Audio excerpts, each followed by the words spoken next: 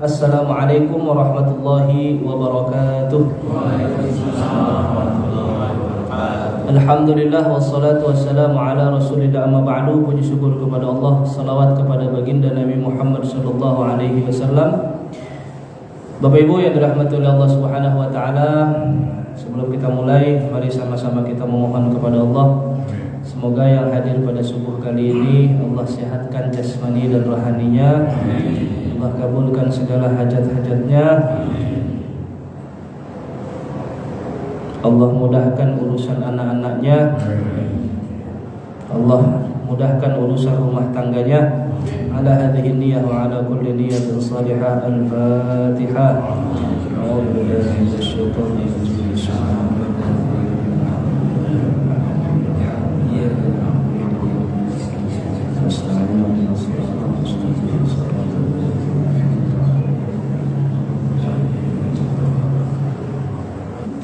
Baik Bapak Ibu yang dirahmati oleh Allah Subhanahu wa taala, materi kita selanjutnya tentang sa'atus sadri.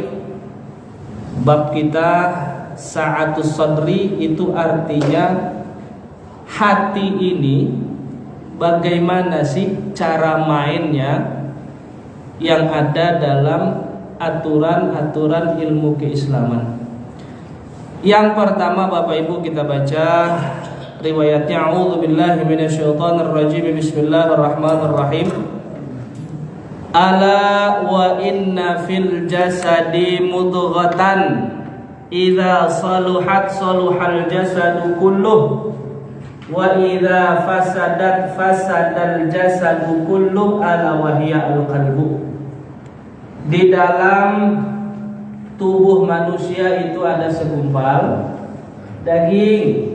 Kalau segumpal daging ini bagus, maka yang lainnya jadi bagus. Kalau segumpal daging ini buruk, yang lainnya jadi buruk.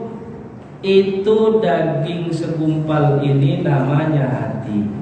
Bapak Ibu, siapa yang tahu rumus pembagian hati itu ada berapa?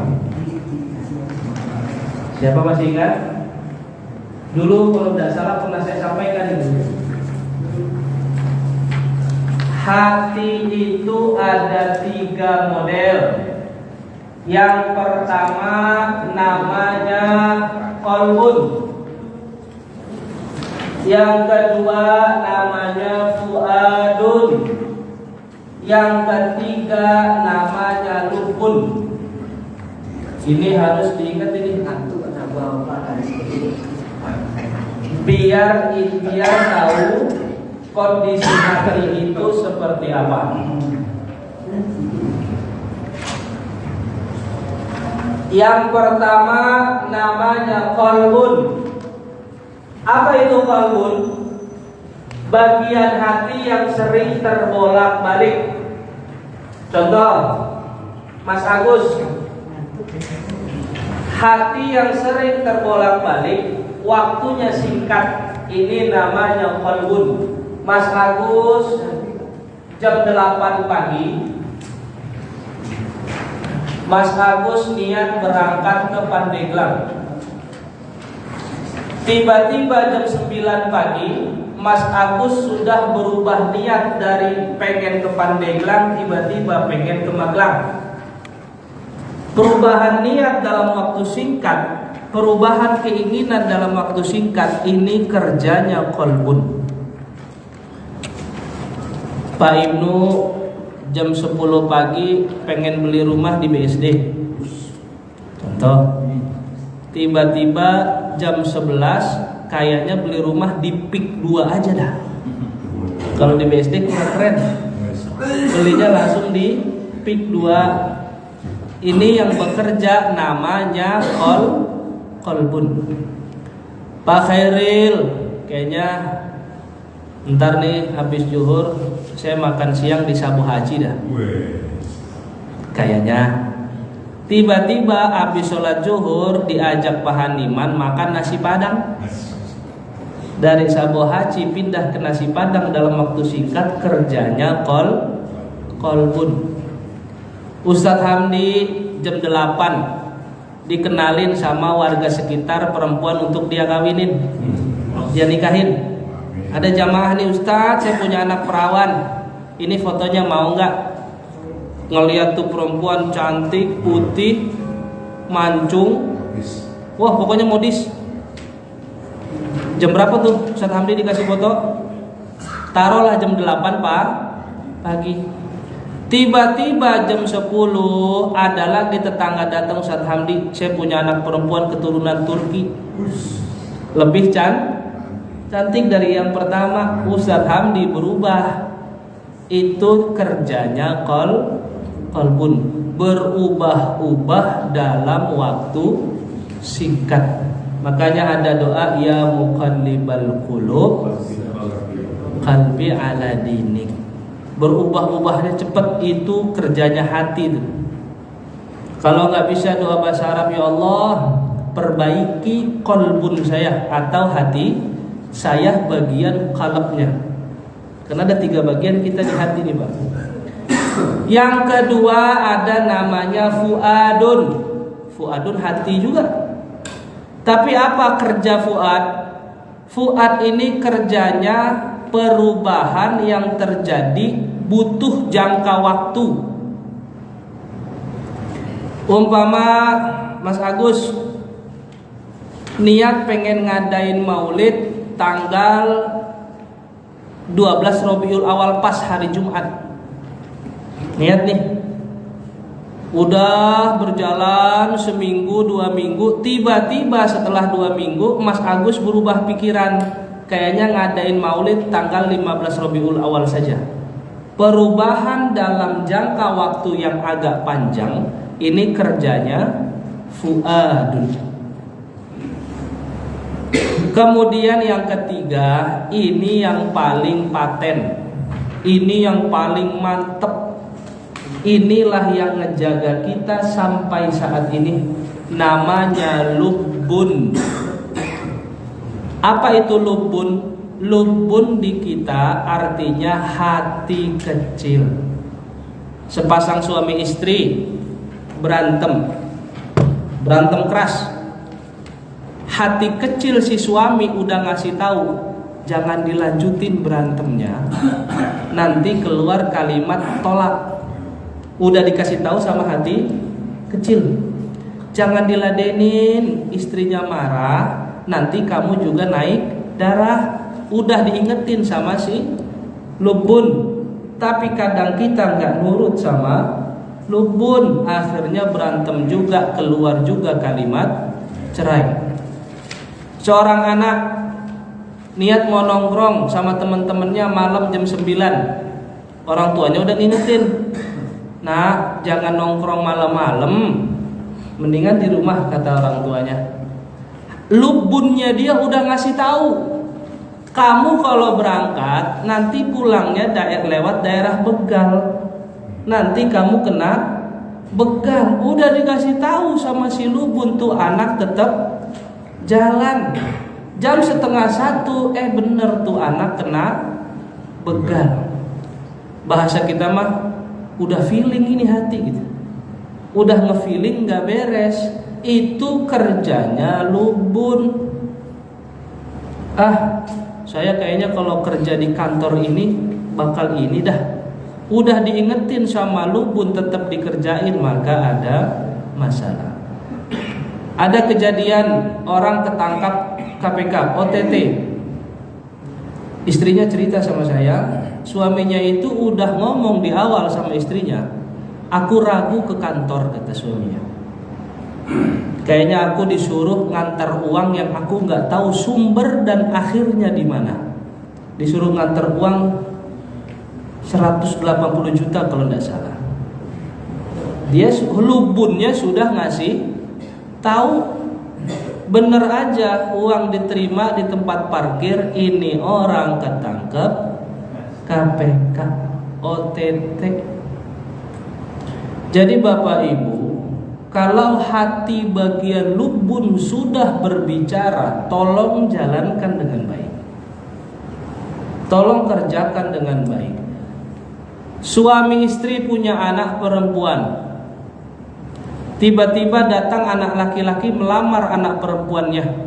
Penampilan tuh laki-laki penampilan yang soleh, pakai baju koko, pakai gamis kah atau pakai sarung, pakai peci, pokoknya soleh banget kelihatan zohirnya. Tiba-tiba lubun si ibu ngomong, itu anak gak sesoleh yang kelihatan kayaknya.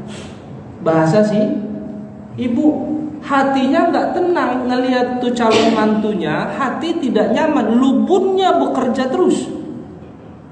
Akhirnya tuh ibu ngikutin permintaan si lubun, anaknya selamat. Karena setelah berapa tahun dapat informasi ini laki-laki yang mau nikahin anaknya bercerai karena melakukan KDRT. Jadi di hadis yang pertama, kondisi hati kita ada 3. Yang pertama qalbun, yang kedua fuadun, yang ketiga lubun. Kalau ada orang sering berubah-ubah, gak usah marah, karena memang dia punya qalbun, berarti qalbunnya lebih dominan. Kalau ada orang berubahnya dalam jangka waktu, berarti fuadnya lebih dominan. Kalau ada orang bagus aja perangainya, aman aja dia, nggak ragu ngambil keputusan, nggak ragu menolak sesuatu, ngikutin kata lubunnya, berarti lubunnya dominan. Lalu mana yang paling bagus? Yang paling bagus mendominankan lubun ketimbang fuad dan juga qalbun. Orang kalau lubunnya sudah dominan Bapak Ibu, la khaufun alaihim walahum yahzanun, tidak ada rasa takut dan gak pernah ngerasa sedih dengan apapun yang Allah kasih. Dia terlindungi, terjaga dan juga aman kalau lubunnya dominan. Kemudian yang kedua, inna quluba bani adama kullaha baina asbu'aini min asabi'ir rahman ka qalbin wahidin yusarrifu haitsu yasha. Hati seluruh anak Adam itu ada dalam genggaman Allah Subhanahu wa ta'ala. Dia membolak-balikan hati sesuai kehendaknya. Jadi Bapak Ibu, kadang ada hati manusia yang diuji oleh Allah terbolak-balik dengan sesuatu yang dia nggak sadar bahwa hatinya sedang dibolak-balikan oleh Allah. Apa contohnya? Ini agak rumit bahasanya. Contohnya, dia sudah tahu bahwa sholat zuhur itu paling makan waktu 3 menit, 5 menit. Dan dia kerja di perusahaan yang bosnya ke kamar mandi aja dia marah. Itu diuji sama Allah, hatinya terbolak-balik tuh. Milih bosnya apa milih Allah. Dia mikirnya, hatinya merasa kalau dia sholat 3 menit bosnya bakal marah. Padahal dia belum pernah coba Pak. Kenapa dia mikir begitu? Karena dia ke kamar mandi aja agak lama dikit bosnya marah. Akhirnya saya bilang, udah coba aja dulu. Kalau nanti bosnya marah minta maaf. Selesai. Nanti cari cara lagi biar kamu bisa sholat zuhur, biar gak mikirin kerja. Pas dia sholat zuhur, di sela-sela apa kalau orang dagang tuh Pak? Rak. Di sela-sela rak kelihatan sama bosnya enggak dimarahin. Artinya saat itu Allah uji dia dengan terbolak-baliknya hati. Yang menang ujian yang ketika hatinya bolak-balik dia tetap melakukan hal-hal yang baik dan taat sama Allah. Kemudian hadis yang ketiga, Pak, Bu, itu di makalah judulnya saya tulis jelas banget itu. Hati itu bisa karatan, Pak. Hati bisa berkarat. Berkarat itu artinya fungsi hati tidak maksimal. Kita sering kalah sama pikiran, padahal lubun sudah mengingatkan. Lubun sudah ngingetin, sering kalah, artinya hati kita karatnya parah. Apa kata Nabi? Innal quluba tasda'u kama yasda'ul hadid. Hati itu bisa berkarat seperti berkaratnya besi. Qila majilauha, ya Rasulullah, kalau hati seseorang sudah berkarat, bagaimana cara buat bikin hati itu mengkilat lagi? Kata Nabi sallallahu alaihi wasallam, kasratu dzikril mauti wa tilawatil qur'ani. Orang kalau hatinya sudah karatan, obatnya cuma dua: banyakin zikir dan juga banyakin baca Quran. Bapak Ibu, penjelasan lanjut dari hati yang berkarat itu adalah seperti orang yang gampang sekali iri dan juga dengki sama orang lain. Orang yang gampang sekali benci dan menyimpan dendam kepada orang lain. Ini orang yang hatinya berkarat. Kemudian orang yang tidak mudah redha dengan apa yang ditakdirkan oleh Allah, hatinya berkarat. Orang yang gampang tersulut emosinya, hatinya berkarat. Orang yang tergerak cari dunia saja, lupa akan akhiratnya, hatinya berkarat. Maka solusi hati yang berkarat itu dua: banyakin zikir dan juga banyakin baca Al-Quran. Akhir zaman ini, Pak, orang zikir mungkin masih ada, tapi yang baca Quran sudah mulai jarang. Coba aja cek, Pak. Sekarang di masjid-masjid Quran bagus apa lusuh? Kenapa Quran di masjid bagus? Nggak pernah dibuka. Kalau zaman dulu Quran lusuh apa bagus? Oh, nyari Quran bagus zaman dulu susah. Kita zaman saya kecil dulu, Pak, buru-buru habis main bola sore, mandi, buru-buru ke masjid supaya dapat Quran yang bagus, karena rata-rata Quran itu pada lusuh. Sekarang nyari Quran yang lusuh susah. Ada aja alasan antar jamaah tuh, Ustaz, saya mau baca Quran di HP. Baru baca 2 ayat, notifikasi WhatsApp masuk ke TikTok. Ya, di Quran diapain? Digeser, di close itu aplikasi. Makanya banyak belakangan orang gampang emosi kepada orang lain karena salah satu cara solusinya nggak dikerjakan, yaitu baca Quran. Yang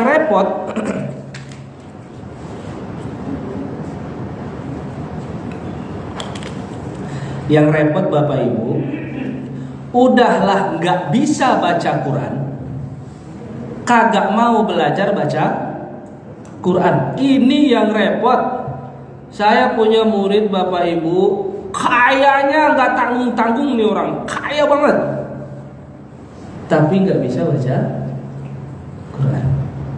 Udah umur tua begitu, udah duitnya banyak, udah nggak bisa ngapa-ngapain dia. Makan udah dibatasin sama dokter. Jalan ke luar negeri udah nggak kuat. Rumah gede udah kecapean. Akhirnya duit sebanyak itu ya nggak bisa apa-apa. Baru belajar Al-Quran, kenal huruf juga tidak. Umur segitu suruh ngapalin huruf hijaiyah, tukar mana ba, mana tak, mana sak, bingung karena belum bisa baca Quran. Yang keempat, tadi sudah kita bahas, kalau mau mantepin 3 poin tadi, lubun, fuad dan qalbun, fuad dan lubun, doanya ya muqallibal qulub, tsabbit qalbi ala dinik. Yang kelima, hadis kelima, la yadkhulul jannata man kana fi qalbihi mithqalu dzarratin min kibar. Orang yang hatinya berkarat, contohnya orang yang sombong. Pertanyaannya, sifat yang sombong sifat siapa?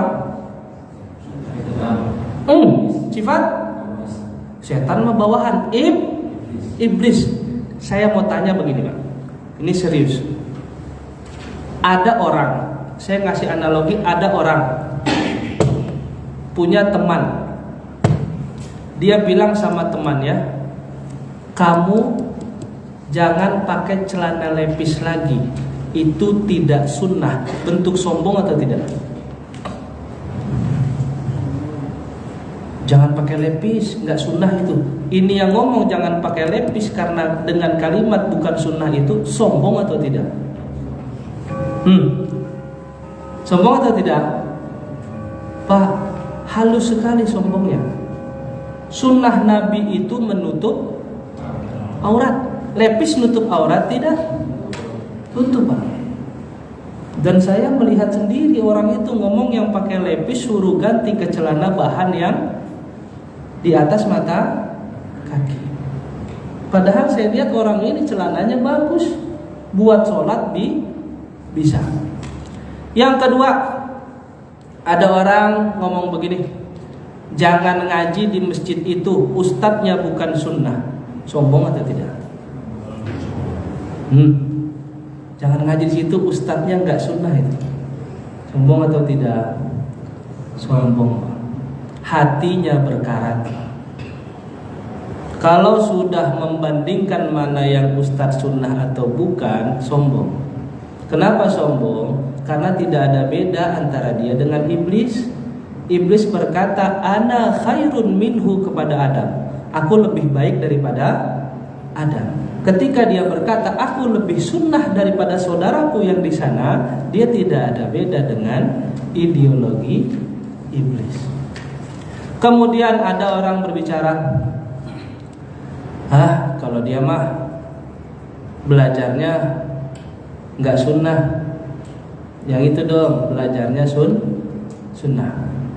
Kalimat itu juga bentuk hati yang karat karena kesombongan. Kemudian, jadi hati-hati Pak, ini ancaman dari Nabi, la yadkhulul jannata, tidaklah masuk surga man kana fi qalbihi, barang siapa yang di hatinya mithqala dzarratin min kibar, di hatinya ada sebesar biji zarah rasa sombong. Kemudian pertanyaan, memandang rendah pemabuk dan merasa kita lebih soleh dari dia, sombong atau tidak? Memandang rendah pemabuk dan kita ngerasa sudah cukup soleh, termasuk sombong atau tidak? Sombong, Pak. Yang ketiga, ada orang yang IQ-nya rendah. IQ-nya rendah, untuk menangkap sesuatu cukup sulit, melakukan sesuatu sering kurang tepat, dan kita mentertawakan sifat dia, sombong atau tidak? Sombong. Hati-hati betul, kadang sombong itu sangat halus. Kemudian yang keenam, mathalul ladzi yadhkuru rabbahu wal ladzi la yadhkuru rabbahu mathalul hayy wal mayyit. Orang yang hatinya senantiasa berzikir kepada Allah dan tidak berzikir kepada Allah seperti perumpamaan orang hidup dan orang mati. Hadis ketujuh, innal qalba ashaddu taqalluban minal qidri idza istajma'at ghalyanan. Hati itu gampang berubahnya, lebih gampang daripada periuk yang mendidih, Pak. Periuk mendidih itu kan airnya bergolak, airnya berubah-ubah posisi. Hati itu lebih gampang berubah ketimbang periuk yang mendidih. Kemudian yang kedelapan, nah ini yang penting, la tukthirul kalama bighairi dzikrillah.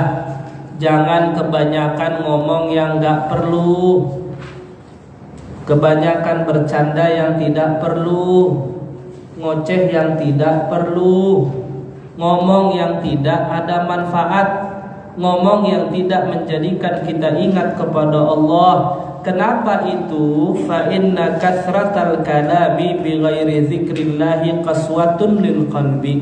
Kebanyakan ngomong yang tidak ada manfaat, yang tidak ada arah mengingatkan kita kepada Allah, itu bisa menjadi sebab hati kita qaswah, keras, mati. dan termasuk di dalamnya juga ketawa kebanyakan. Ketawa itu bisa mematikan hati. Yang terakhir, majtama'a qaumun fi baitin min buyutillahi yatluna kitaballahi wa yatadarasunahu bainahum illa nazalat alaihimus sakinah wa ghasyiyatuhumur rahmah wa haffathumul malaikah wa dzakarahumullahu fi man 'indah. Tidaklah suatu kaum berkumpul di salah satu rumah Allah, masjid, musola, madrasah. Ngapain kumpul? Yatluna kitaballah, membaca Al-Quran, mempelajari Al-Quran, wa yatadarasunahu, dan mendalami isi Al-Quran, illa nazalat alaihimus sakinah, maka hati dia tenang. Kemarin sore ada orang datang ke rumah saya, hampir mendapati istrinya selingkuh, Pak. Saya tidak sebut nama, tidak apa-apa. Kemarin sore datang ke rumah saya, baru tahu bahwa istrinya menduakan beliau. Kemudian datang ke rumah dengan pikiran kalut, cuma nanya sama saya, Ustadz, apa solusi yang perlu saya kerjakan? Kebetulan semalam kita ada majelis cukup besar, saya ajaklah beliau ikut majelis itu. Pulang-pulang dari majelis, kalimat yang keluar dari mulutnya, Bapak Ustadz, hati saya pulang dari majelis kok tenang ya. Jadi hadis ini bukan cuman arahan dari Nabi Muhammad Sallallahu Alaihi Wasallam, tapi betul-betul sudah dijalankan sama orang yang sedang tertimpa musibah dan masalah. Kalau tertimpa musibah, supaya hati kita tenang, datanglah ke satu tempat yang di dalamnya dibacakan Al-Quran dan di dalamnya dipelajari ilmu-ilmu Allah Subhanahu wa Ta'ala. Baik Bapak Ibu yang dirahmati oleh Allah Subhanahu wa Ta'ala, intinya 9 poin dan 9 hadis dari makalah itu bisa diulang-ulang, yang pada dasarnya kita berkumpul pada 3 titik poin kondisi hati tadi: qalbun, fuadun, dan juga lubbun. Jangan sampai lupa ini, biar ketika kita ngerasa berubah-ubah cepat, berarti qalbun kita lebih dominan. Kita ngerasa berubah dalam jangka waktu, berarti fuad kita dominan. Dan kita selalu terjaga dan terlindungi, berarti lubbun kita dominan. Lalu minta sama Allah, bagaimana ya Allah, kuatkanlah porsi lubbun ketimbang fuad dan juga qalbun. Baik Bapak Ibu yang dirahmati Allah Subhanahu wa Ta'ala, sebelum kita tutup adakah yang